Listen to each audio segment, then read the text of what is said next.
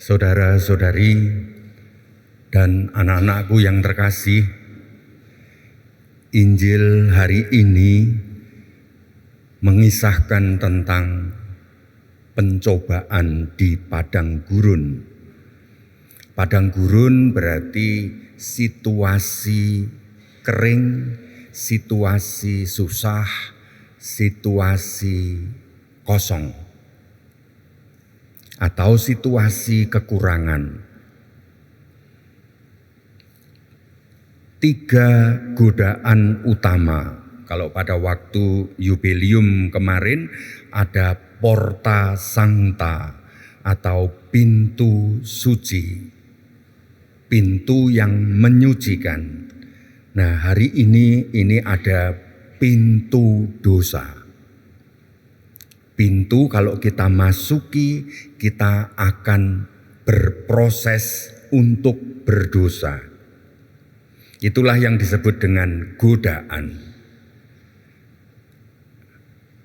Ada 3 godaan utama dalam hidup kita ini sehari-hari. Ada 3 pintu yang bisa membawa kita kepada godaan dosa. Yang pertama, mengubah batu menjadi roti. Itu masalah godaan perut, godaan makanan, godaan uang, godaan rezeki, godaan kepemilikan, godaan kenyang, kepuasan. Sering kita ini tergoda kalau yang kita cari ternyata pengen puas, lega, kenyang.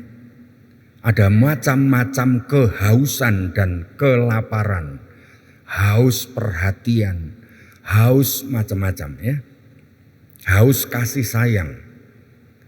Dan itu yang memang menggoda, bisa menjadi pintu bagi kita untuk berdosa. Pintu yang kedua adalah pintu kesombongan, terutama kesombongan rohani. Kita ini ingin yang terbenar, terbaik, terhebat, terpuji, dahsyat, ajaib. Itu godaan-godaan di dalam hidup. Pintu yang ketiga adalah pintu kekuasaan. Dihormati, ditakuti, diakui, dipuji. Itu adalah godaan pintu yang ketiga. Mengapa Tuhan Yesus kok dicobai? Kalau manusia dicobai biasa, tetapi kenapa Tuhan kok dicobai? Karena kalau Tuhan Yesus dicobai, pada waktu itulah supaya menjadi pengajaran bagi kita.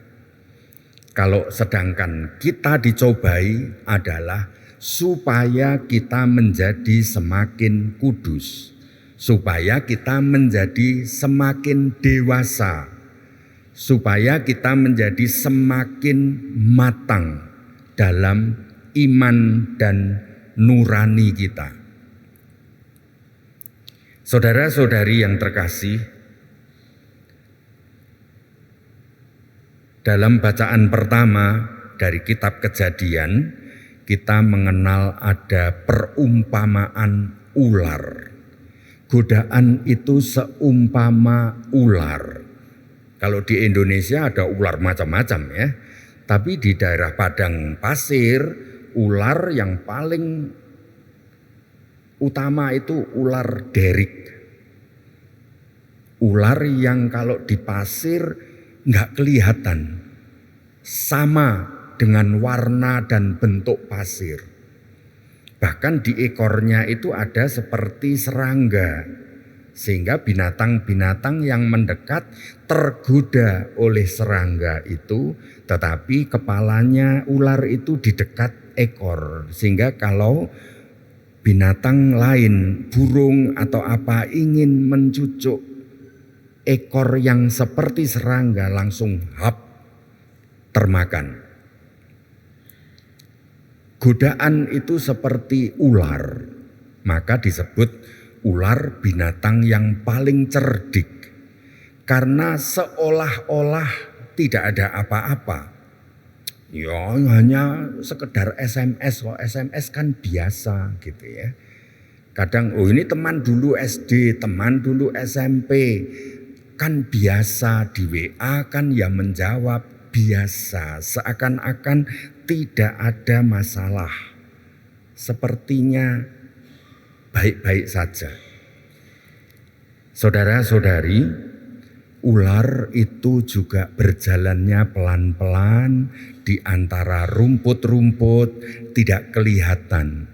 Tapi begitu mendekati kaki kita dan kita menyentuhnya langsung memagut, dan bukan hanya menggigit, giginya itu ada lubangnya untuk menyalurkan bisa. Dan bisa itu mengalir di pembuluh darah yang dicari apa? Jantung, hati.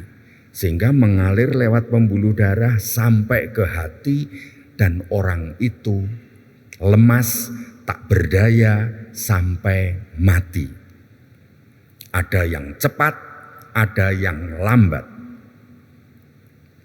Godaan itu seperti ular, tidak kelihatan, biasa-biasa saja, tapi begitu memagut, maka dia akan mengaliri darah kita, pikiran kita, perasaan kita, pertimbangan-pertimbangan kita, lalu sampai ke dalam kehendak batin, lalu kita terpagut, kita termakan oleh bisa itu, dan kita sudah tidak berdaya apa-apa mengikuti godaan itu sampai kita berdosa, dan sesudah berdosa kita akan terbiasa berdosa. Para kudus, bapak-bapak gereja itu mengajarkan ada 5 langkah untuk berdosa. Tuhan itu memberi kesempatan. Sebenarnya kalau untuk berdosa sungguh ada 5 langkah. Langkah pertama adalah di pikiran, di batin. Masih keinginan-keinginan.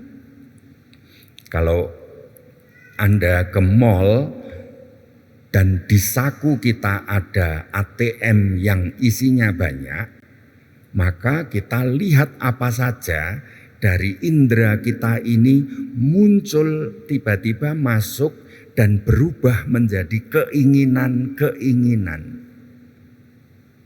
Wih, bagus. Senang. Ini, bisa itu.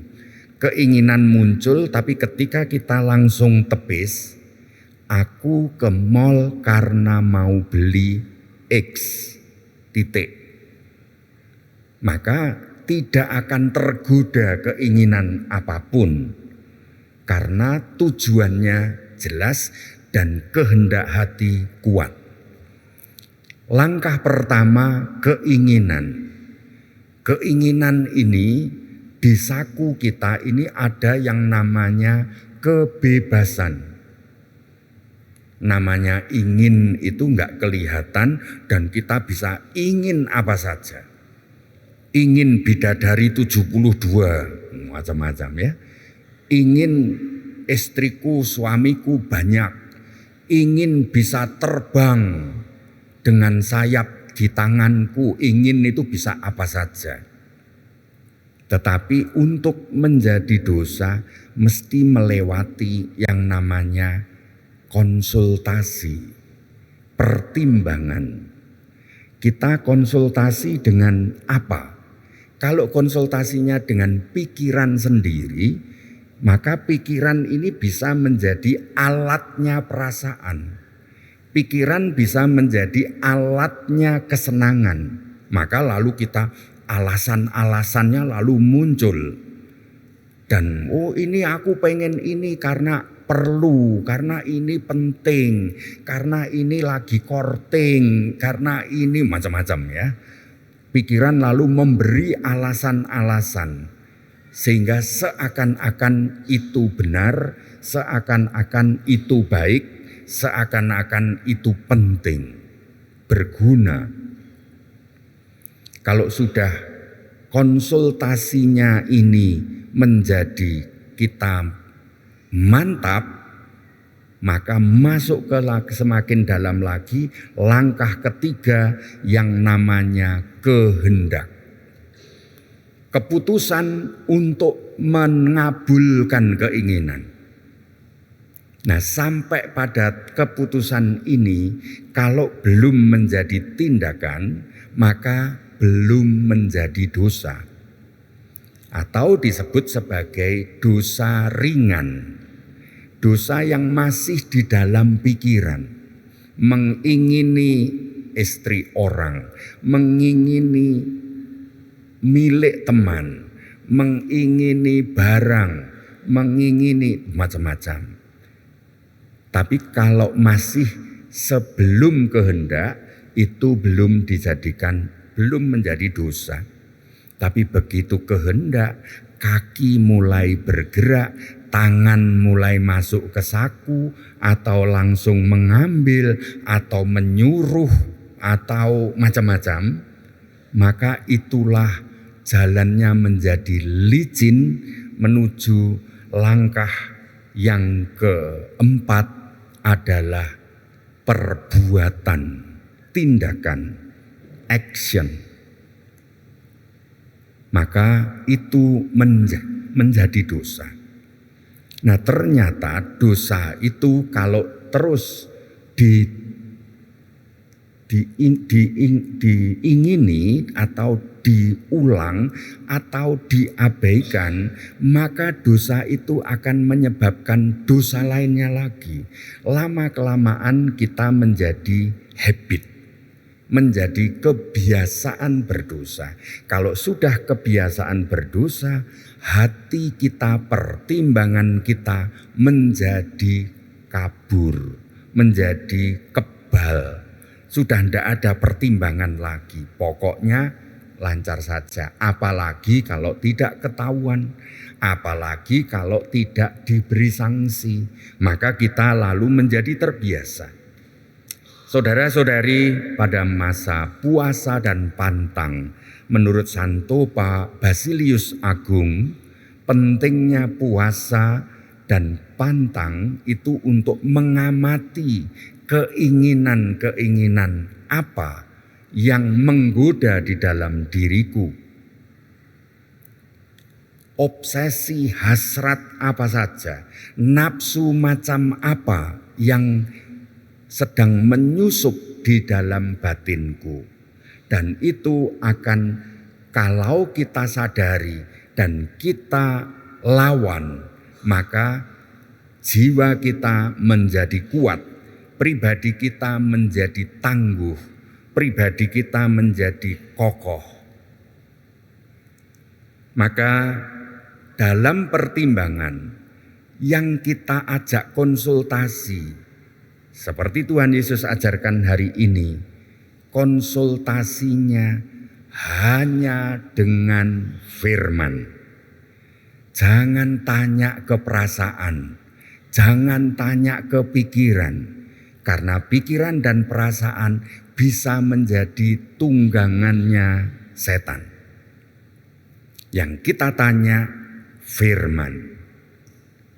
Tuhan bersabda apa tentang hal ini? Maka disitulah kita akan bekerja sama dengan rahmat Allah. Saudara-saudari yang terkasih, manusia hidup tidak pernah bisa lepas dari cobaan. Karena apa? Karena kita ini punya keinginan, punya kebebasan. Maka selalu akan muncul dimanapun begitu kita membuka mata, kita muncul keinginan. Tetapi yang paling penting di dalam iman kita, kita selalu bertanya, apa sebenarnya yang kita cintai di dalam hidup ini? Apakah kita menjadi kuat di dalam cobaan-cobaan ini?